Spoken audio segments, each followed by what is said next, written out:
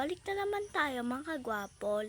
So, ang kukunin natin ngayon ay maliliit na bayabas. Yan o. Napakadami niyang bunga. Tignan nyo naman yan o. Wow. So, kunin natin nakuha na natin ang ating panungkit. Yan, kunin na natin. Yun guys, ang laki. Tignan nyo. Yun, doon naman daw. Yun, napakalaki guys. Yan guys, oh. Ay. Yan. So yan, nakakuha na tayo guys.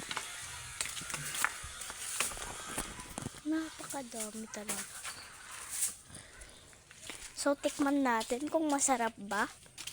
Yan oh. Wow, napakasarap. Yan oh. So guys, kung nagha-harvest ako ng mga prutas na mga guava, ang sarap-sarap. Yan oh. Last bite. Oh. Bye guys.